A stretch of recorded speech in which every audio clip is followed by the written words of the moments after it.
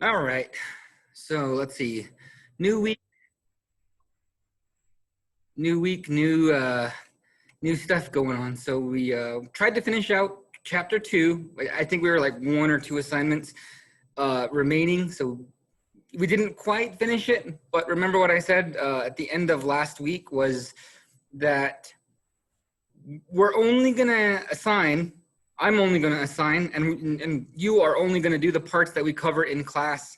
So if we didn't cover it in class, then you don't really need to do it, okay? A lot of it was just more proofs. I think it was like angle proofs and stuff like that, which I know maybe we do need some more exercises in that, but we got a schedule to keep. So we're gonna move into unit 3. So this one is parallel and perpendicular lines. And there are, again, don't worry about the quizzes. Those quizzes are not really mandatory this time around, you know, just to get things so we can get through these a little bit faster. So we have 1, 2, 3, 4, 5, 6, 7, 8.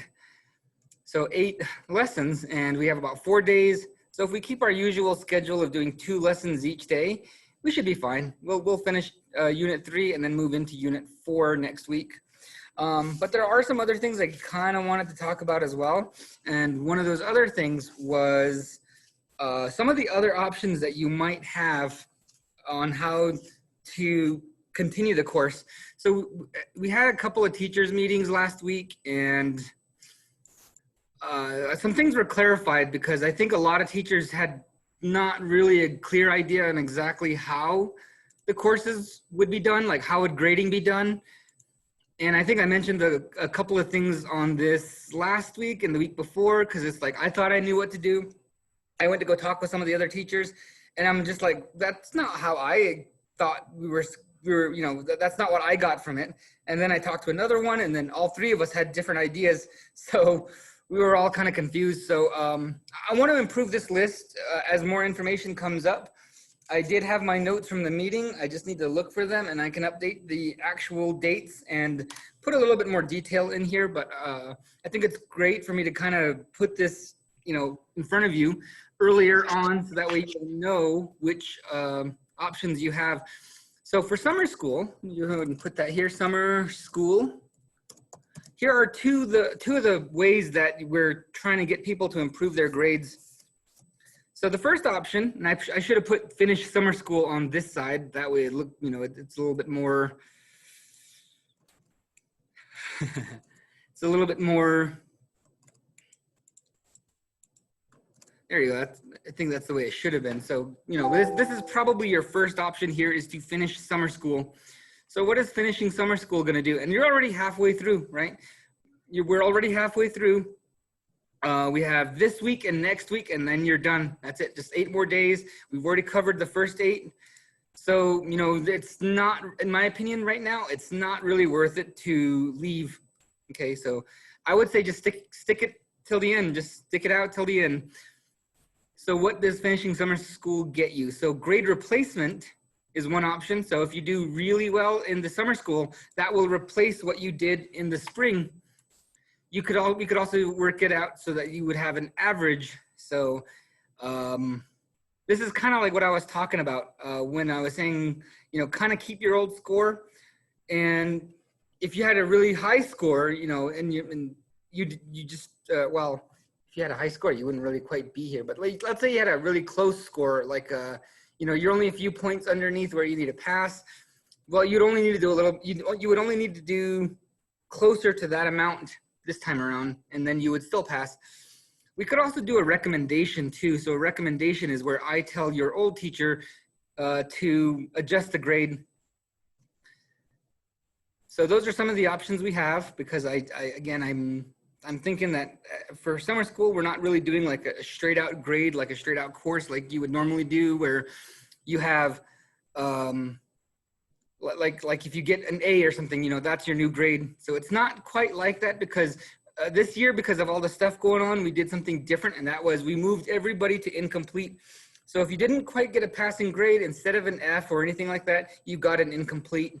So technically you're still kind of going on with your classes even right now. So the spring the spring semester is still kind of open technically. And if you're going to be doing the summer school, you would only do this work until the end of classes.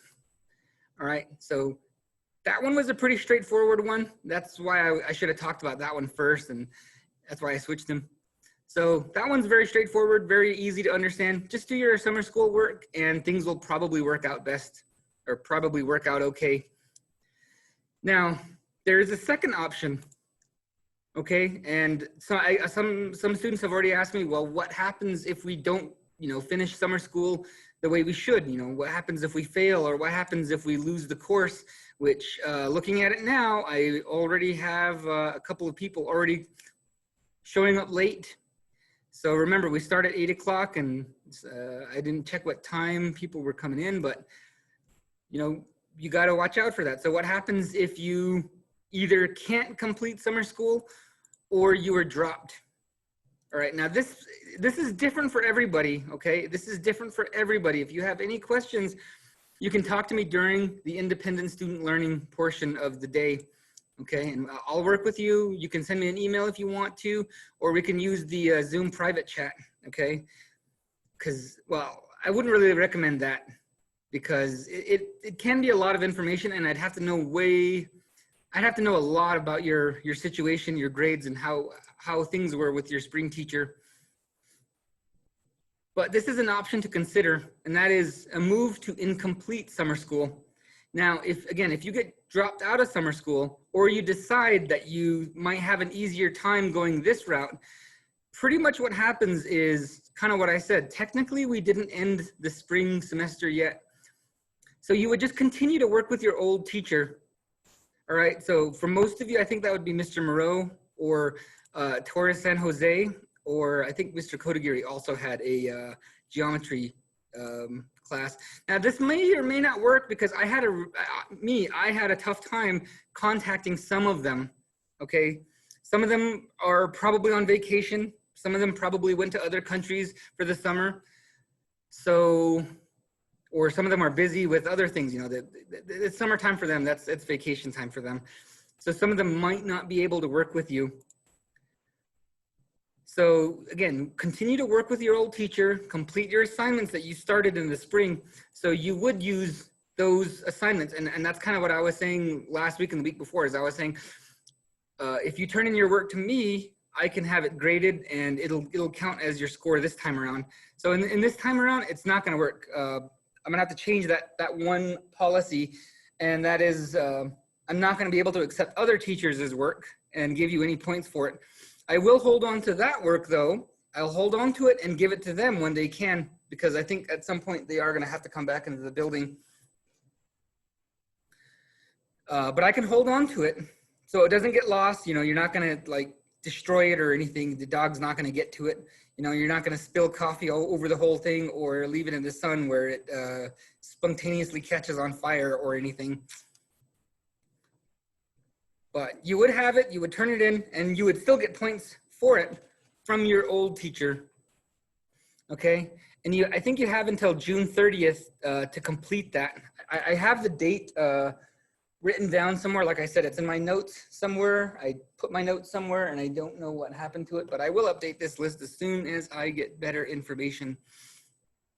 And you can get help from me as well, okay? So if there is any time during the independent student learning that you want help on something, so that may be things that we won't even cover in this summer school class, we can get you some help on that, okay? If you want extra Zoom, and I'm kind of willing to do this too, because we're supposed to be done at about 2 o'clock, but if you want to keep Zooming, we can, okay? Or you can kind of work something out with your old teacher too, to just finish what you have. I mean, we also kind of assume that some students, didn't complete their their spring courses. They didn't.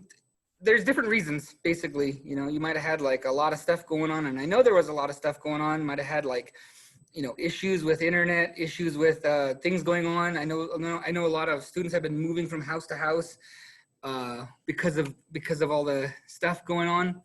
So we're trying to work with everybody. So those are the two options you have. if you need any help or recommendations, please ask me, okay? I'm not mean or anything. This is what I'm here for. I'm here to help you. And a lot of times during the independent student learning, I don't get a lot of questions. Nobody really asks me anything. So I'm encouraging you to ask questions if you don't know things, okay? Because I can't read your mind. I don't know what you need. I don't know what you're missing. So asking me is the only best way that you can get any help. Anyway, so let's go ahead and get back to the lessons. Again, we're going to try to cover 2 each day. There's about 8 of them, and we should be done with them by the end of this week. So I am going to go ahead and move on down to what we're working on today. And that would be lines. So parallel lines. Now this one's a very common one. So it's a good thing it's a Monday, right? Because Mondays you always, especially with our long weekends, Mondays are always the kind of tough time to bring our focus back together. It's like the first day of the week and nobody really likes Mondays. So nice, easy lesson to get started with. So 2 coplanar lines that never intersect. So parallel lines never intersect. So if they were even just the tiniest angle towards each other at some point moving out, they would intersect each other. So they have to stay the same distance away from each other the whole time. And we use arrows. So arrows are used to indicate that these lines are parallel. So here I have lines AB and line CD, and that arrowhead tells me that they are both parallel to each other. And sometimes you might have like 2 arrows or something. So if you have like 2 pairs of parallel lines, yeah, that little arrow or 2 of them will sometimes show. It's kind of like how we have those little tiny marks on lines to show that they're congruent. Or sometimes there might be 2 or 3 of them. And I think that same thing happens on angles too. So how we would write that using symbols, we would say, again, line AB, don't forget that there is a line above these 2 points. And that line tells us that, well, with 2 arrowheads, it tells us that this line goes on forever in both directions, because you can also have segments which are not going on forever, right? A line segment's kind of like this piece of string. It has a fixed length that can be measured. Then we also have these kind of parallel lines. Kind of looks like a big number 11, although usually it's a little bit longer than like 1, 1. So it's got to be a little bit longer, because you know, someone might mistake this as AB 11 line CD. So don't do that. Make them a little bit longer than the letters next to them or anything next to them. So that's how you say that they are parallel to each other. Now, it's not just lines that can be parallel. You can also have planes that are parallel. And those are kind of the same definition, that they never intersect. So if you have 2 planes, that's kind of just like 2 sheets of paper that are kind of next to each other, but not really going to intersect. They're not going towards or away from each other. And for plane, they're kind of rare. You don't really see a whole lot of planar geometry. So we just say plane. You know, we don't have a short way of saying it. So just plain J and plain OK. Just put the little mark there to show that they are parallel. And let's go ahead, and I'm going to move down a little bit more. I mean, there's a little bit of writing, but not a whole lot. So I think I can go down to about at least here. All right, now on a figure like this, here so we have a bigger geometric figure, and it's a kind of like a cube, but it's more of like a rectangle. We would call that a prism. So it's a little bit longer, you know, on a couple of edges. So that brings into what we're talking about next, and that is skew lines. So non-coplanar lines that never intersect. So non-coplanar, so they're not on the same plane, and they never intersect. And remember, these are line segments. They start and stop at known places, so they don't go on forever. But anyway, what would be some skew lines? So the first one they give us is segment PS and VR. So PS is down here, and VR. So in this case, they're very, they don't really have anything in common. PS, VR. Okay, let's go ahead and try another one. Let's see, TW. So TW is this one up here. That's kind of going, I don't know, away from us and towards us. And then they have UQ, so UQ. And again, that one's facing a different direction. And even if they were going on forever, they still wouldn't intersect. And they're not anywhere, they're not touching anywhere with each other. So that makes it a skew line. Last one here is PT and QR. So we have that long one that's going up and down, and then we have this QR one that's kind of going away and towards us. So again, even if they were continuing, if they weren't just short segments, they would still not intersect. All right, so let's talk a little bit more about figures and what's going on with these figures. And I'm also hoping too that a lot of this is review. So you probably covered these a little bit in spring. Maybe you missed this lesson or something.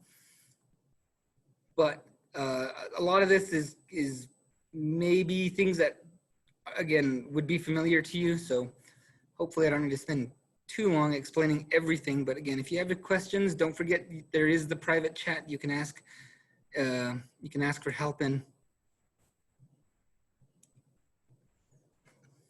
All right, let's go ahead and move to the next one. Name all segments parallel to AE. So looking at our figure, look at AE. So we're looking for any lines that are going in that up and down direction. Now, for this figure here, we're probably going to assume that it's a rectangular prism, right? It doesn't have any marks. It doesn't have that little thing that the little box. It doesn't really have that. So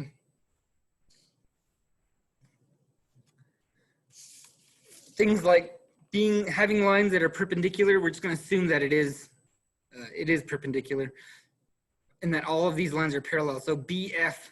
So if I look at BF here, right, we have another line that's going up and down. And looking at the diagram, they look like they are pretty much parallel. So the two front edges, and then we also have CG, which is kind of this back edge here. So CG.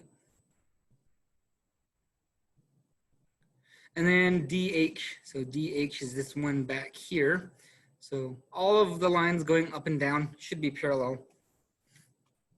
All right, now parallel planes. So remember, a plane is kind of like a sheet of paper or something. So if you were to imagine this figure is made out of like solid, maybe it's like a cardboard box or something, right? It's solid, so it's not going to just like fall over or anything. So plane A, so starting from down here, A, B, F. Now, even though it only gives us 3 points, it doesn't mention E, right? It doesn't mention E. We know that E is also included. So we're talking about this whole front part right here of this box. And plane DGC. So starting from the other side, so now we're looking at the back of the box, and these lines, again, to kind of make it look like it's glass or something, so that way we can see the other side of the box. Or maybe it's like a clear plastic box or something. So D, C, G. And again, it doesn't mention H. We don't need 4 points. We need at least 3 points. I mean, I guess you could put that 4th point H on there, but we don't really need it because at this point, D, C, G, we know we're talking about the back side of that figure that you would normally not be able to see. All right, so those two planes are parallel. Let's go ahead and look at this one here, plane ADH. ADH. BH. So that's that would be the, well, from what we're looking at, it would be the left side of that box. And that's going to be parallel to this one here, this BCG. So those two sides of the box would be parallel. That makes sense. Name all segments skew to GH. All right, so last one for this one here, GH. So we're looking at that top back edge. This one back here. So FB, right, that one is not going to intersect. It's not going in the same direction or anything like that. EA, so EA, this line segment, same thing. AD, it's not going in the same direction. It's not going to intersect if it continued. BC. So yeah, those lines are just sort of kind of all doing their own thing. Okay, so let's go ahead and go on to number 2. And actually from here, I'm gonna kind of scroll ahead just to see how much more we have going on. It looks like there's another short little thing going on here. And I guess we might have enough time to cover that. We still have about 30 more minutes. So let's keep going. All right, name all segments parallel to JK. So J, so start from JK. Well, it looks like we have a pentagon prism. I wonder if there would be one at the Pentagon. No, just kidding. Or we could also say pentagonal prism. So JK. And if I look at some of these lines, because they're kind of odd direction on a regular pentagon figure, there wouldn't be any lines that are parallel, not like a square or a rectangle. So in this case, if we go to the other side of that prism, along these longer flat edges, we would have line segment OP would be the only other line segment that matches. And then we'd have to find another one for NS. So in this case, you're talking about the long edges on the prism. Well, actually all of these are. So KP is one, JO is one, LQ right here, and MR. In fact, all of those edges, again, on the long edge, are all going to be parallel, assuming that this is what was the word I was just about to say, assuming it's a regular pentagonal prism, meaning like all the sides, you know, this side here, the face, and this side here would be the same. All right, anyway, let's go ahead and continue on here. So next one, name a plane parallel to plane JKL. So JKL. So again, if most of the time they're only mentioning 3 points. With 3 points, you can kind of get the direction, right? Because if they said like JKP, then you're talking about that bottom long edge. But since they're talking about JKL, now we know we're talking about this face, even though it doesn't mention N or M. We know that that's the whole part they're talking about, this whole plane. Like again, if you could imagine that this was a cardboard box or kind of a figure. In fact, actually, I have one to show you.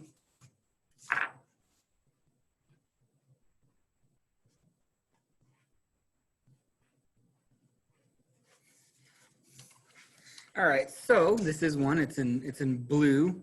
Now, sometimes it kind of has that weird thing. So you can see that it has that face of a pentagon, and it has those long edges.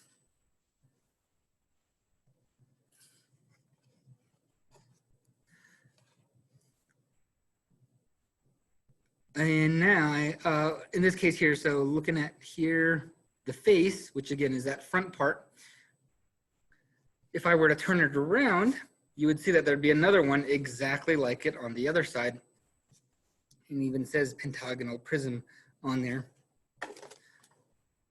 So again, imagining like it's a paper, or in this case, it's kind of like a cardboard. It's a little bit tougher than paper. But anyway, you can see that the face is the other side that would be parallel. So PQR. And oh, PQR would be these three right here. And let's see, lastly, name 4 segments skew to RQ. So RQ, right? So skew means, again, not going in the same direction.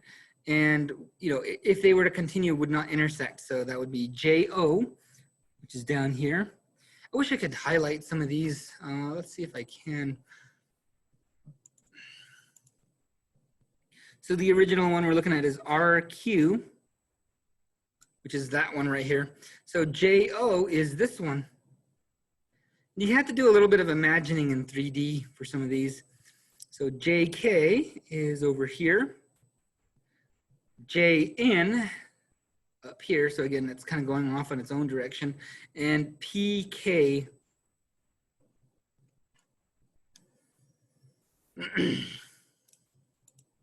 Okay, I'm going to go ahead and move on from here and talk a little bit more about some of these other things going on. And I'll give you a minute or two to start writing these down, just so that way you're not going to be, you know, behind.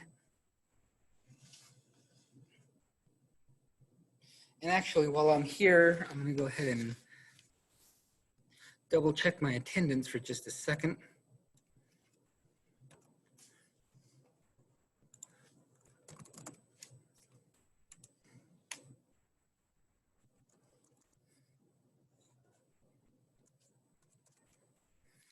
Oh boy.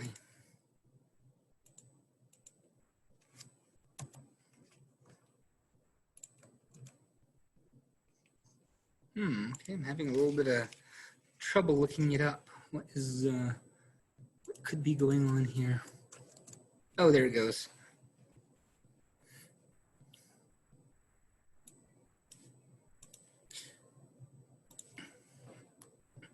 I guess I'll just use this one as my screenshot.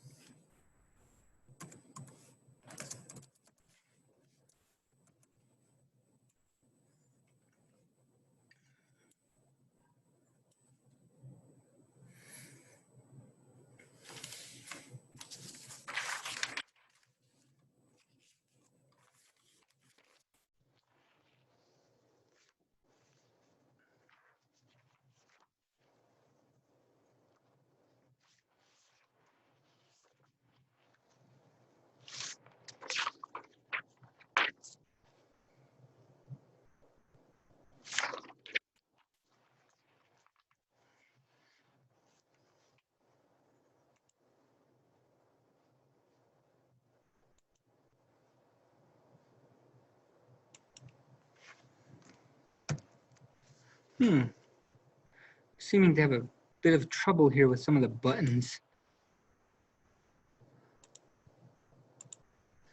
Oh, never mind, I guess I have to close that one first.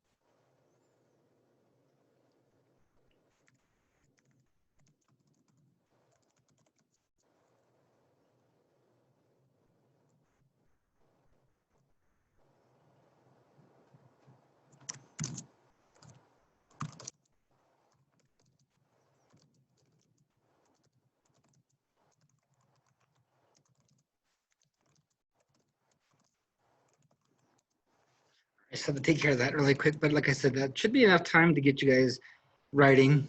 So let's go ahead and move on with what we need to cover. Transversal, a line that intersects 2 or more lines. So here I have these 3 lines, right? I have line L, M, and T. In this case, the transversal would be line T, and that means it's going across both of those lines. So it's crossing line L and crossing line M. Whereas if I were to pick L or M, well, they're pretty much only crossing, well, in this case, they're, you know, each of them only crosses once. I guess they would probably cross over here. But from what we can see here, because T is the one that we can see that's obviously crossing two lines, that one would be the transversal. And sometimes in this case, they probably did not include that part. They want us to ignore that part.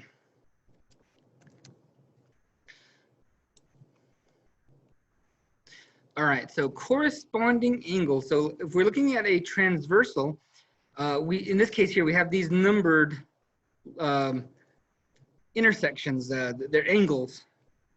So here I have angle 1, angle 2, angle 3 and 4 would be down here. And we just number all of the angles down as we go down. So 1 through 8. So if we have a transversal, there would be 2 of them.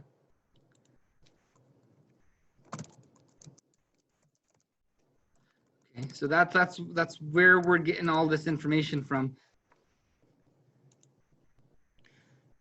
So corresponding angles. So now we're looking at these angles. So angles on the same side of the transversal and in the same position. So it looks like they kept the same line. So line T, this is our transversal, across lines L and M. So corresponding angles, same side of the transversal and in the same position.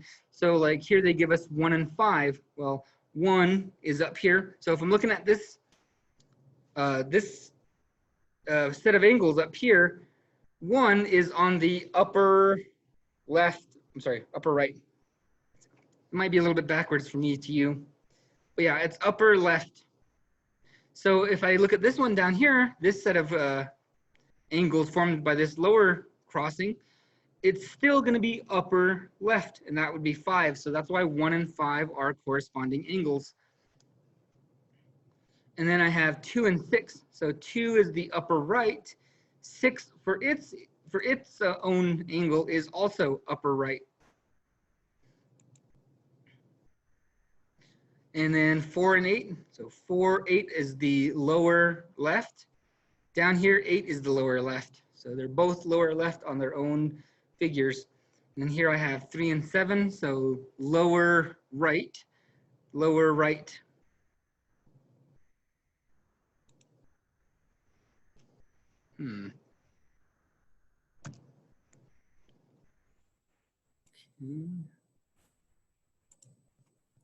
And that's corresponding angles. It's kind of hard to think of an example for me right now on corresponding. Maybe we could look up a definition. And one of the first things that comes up is corresponding angles.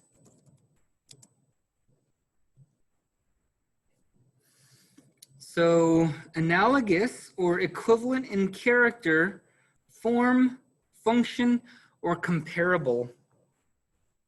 So basically, again, it means that analogous is kind of like something that would be like the same thing, right? So an analogy are things that are like two different things, but you kind of make them sound like they're the same thing. Equivalent in character, so in a way, again, behaving the same way, and it could also be the same function and basically able to be compared with each other. So basically, I guess, easy to compare with each other. So again, 1 and 5 and all these things. Anyway, let's go ahead and move on. Move on to alternate interior angles. Now there's a lot of these ways of naming the types of angles in these kind of lines, but just break each one of them down one by one. So alternate, so you know the word alternate kind of means like to switch. Like if you have an alternate on a team, for a sports team, you know, if someone gets injured, they would have an alternate to compete in that person's spot. So again, switch out or switch.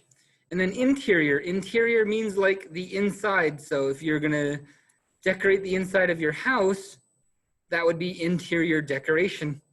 And angles, you know what an angle is, so just keep that in mind. So interior angles, non-adjacent and opposite sides of the transversal. So remember, our transversal here is T. We want them to be on the opposite side of that line. So in this case, they give us 4 and 6. So 4 is on the left side of that transversal and 6 is on the right side of that transversal. So they're, again, alternate, meaning switched, so opposite sides.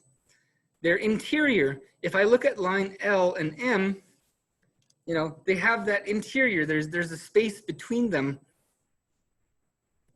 So 4 and 6. The other one would be 3 and 5. So 3 and 5.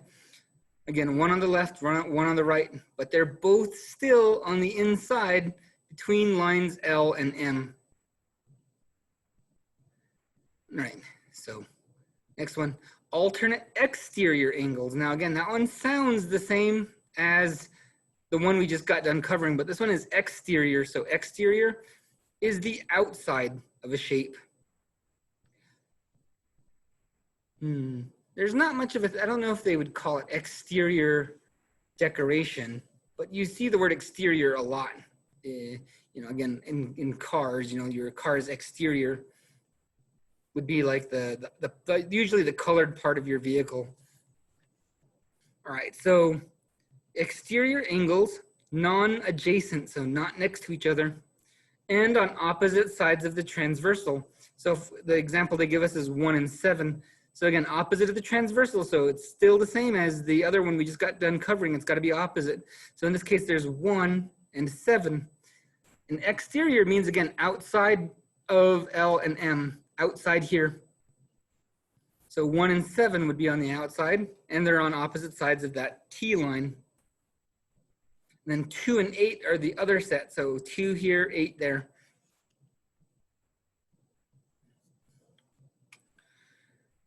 So again, don't confuse these two things. I know sometimes it's like, oh man, there's a lot of things to remember.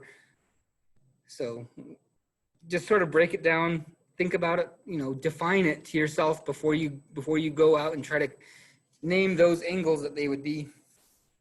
All right, so consecutive, or what they call same side interior angles. So consecutive means like one after the other. So like a number line is consecutive because it's, you know, you can't skip numbers, you can't move past some of them pretty much. You can't skip them and you can't repeat the same one.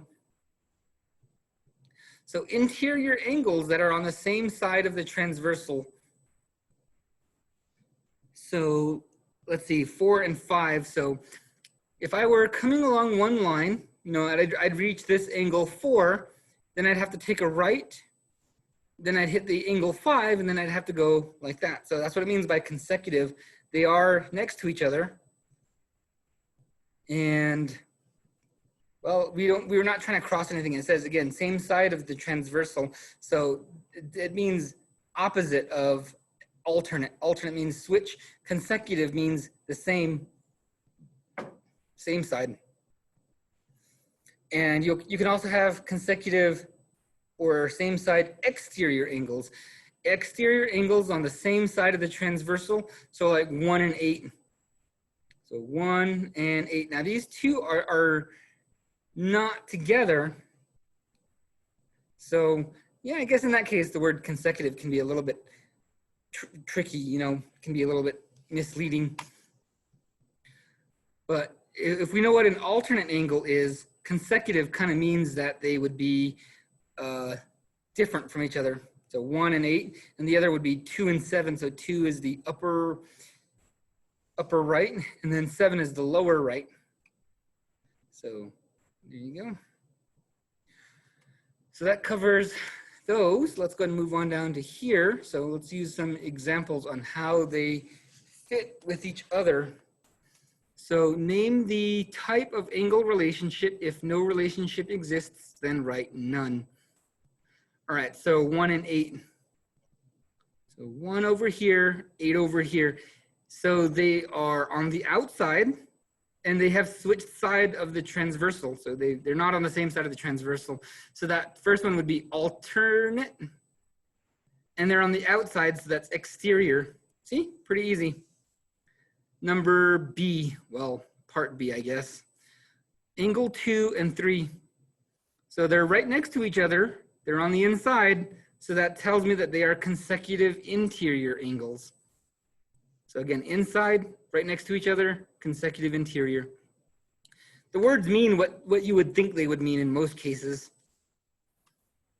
All right, so C would be angle 5 and 7. So in this case, they're both below the transversal and they're both to the left.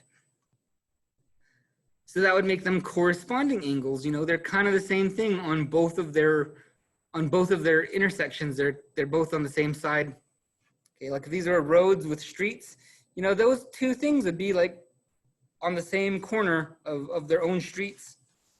I guess our is gonna stretch for a second.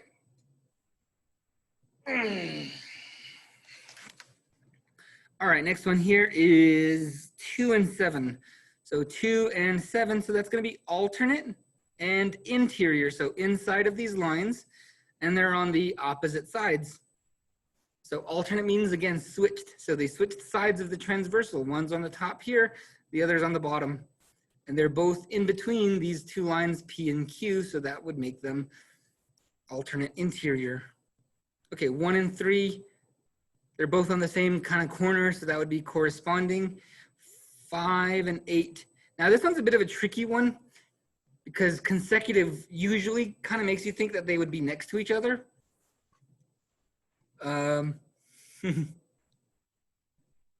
Consecutive exterior. So again, I guess that means that they're on the same side, but they're kind of on the outside of their two lines that the transversal's running through. Again, that one's the only kind of weird one. The only one that kind of doesn't really match what you're talking about. I guess if you were talking about like I don't know, like a Pac-Man thingy. I don't know how many of you guys would have played that, but you know, the line comes off this way, but then it would appear back on this side here. Anyway, so here it looks like we have two sets of transversals, and actually each of these would be the transversal. So C and D are, both of them are the transversal to A and B. Also A and B, these up and down lines, are the transversal to C and D. So actually they're each to each other, they're the transversals of each other. So that again means we have two sets of them. So let's see what we got here, 5 and 13. So let's look at angle 5 and 13. All right, well, they're both the same side, basically the same corner. If those were roads, those would be the same corners of the road, so that would be corresponding. And then 7 and 14, so 7 and 14. 7 and 14 are alternate interior, so they're both on the same side between C and D, but they're also on the opposite side of the transversal B. And again, the transversal is going to change depending on which one we're looking at. So the transversal is going to be a different line pretty much every time. All right, 3 and 6. So let's go ahead and go to here, looking at 3 and 6. Well, they're on opposite sides, so it tells me that they should be alternate. They're on the outside of A and B, so that means that they're going to be exterior, so alternate exterior angles. And that was 3 and 6. So let's go with 9 and 14. So the next one here, 9 and 14. Let's see. They're on the same side, so they're not alternate. So that would mean that they are consecutive. So consecutive, and they're on the outside of A and B. So A and B, they're on the outside. So since they're on the outside of A and B, that would mean that they would be the exterior. So those would be consecutive exterior. And like I said, sometimes you just have to think it out. You have to think out the whole thing. And those are pretty much the only combinations you can have. Next one would be 4 and 7. So let's go ahead and jump to 4 and 7. So they're on the same side of the transversal, C. So in this case, C is now the transversal. So they're on the same side. That means that they would be consecutive. They're both on the inside, so that would make them interior. So they can either be on the outside or the inside. They can either be on, compared to the transversal, they can either be on the same side or on different sides. So those are the only, oops, excuse me, those are the only combinations that there would be. All right, next one would be 2 and 10. Those two are on the same thing, same side. That would be consecutive, I'm sorry, corresponding. Those would be corresponding angles. And 8 and 14, so the next one is 8 and 14. So they are on the same side of the, in this case, the transversal is now B. So they're on the same side of the transversal and they are right next to each other. So that would make them consecutive interior. So they're between line segments C and D. And some of them are none. So I said there are some combinations, but one is none. So let's see what a none looks like. 6 and 11. So those, well, they're not even on the same transversal, right? This one's transversal is A and that one's transversal is B. So no, they don't have anything in common with each other. And if I go to 4 and 13, same thing. They're not on the same transversal. You know, in this case, any of those could be the transversal. So that would be none. So they have to be on the same transversal. 4 and 9, last one here, 4 and 9. Okay, so 4 and 9. In this case, the transversal is A. They're on opposite sides, so that's alternate. And they're both between C and D, so that makes it interior, so alternate interior angles. So again, don't be afraid to just, you know, think it through. And here there is going to be a kind of a reference chart. So go ahead and just fill this out.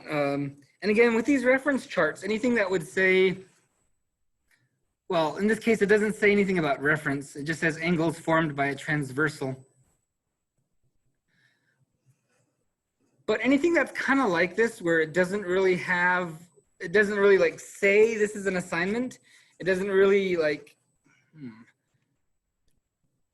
I don't know how you, well, like in this case here, this one obviously has a place for your name and stuff to go, but this one doesn't. So this one is not intended to be turned in. So you see how it says nowhere on here to put your name on it? That's because that's for you. Okay, that's your information. So somehow get a copy of this, all right? Because you will turn in your packet. I don't know what you can do. Take a picture, take a screenshot, copy this down in a notebook, but somehow you need to have your own information that's on this sheet. All right, so I'm gonna go ahead and give you some time to write that down and we'll go ahead and move into our independent student learning. All right, so again, don't be afraid to ask questions if you need to, but we'll go ahead and do that and then we'll resume at 9:45, was it? Yeah, okay, 9:45, then we start the second part of this. And as always, if we have time, we'll cover a little bit of the homework in here, but I'm gonna go ahead and let this, I'm gonna go ahead and stop the lesson for now, all right?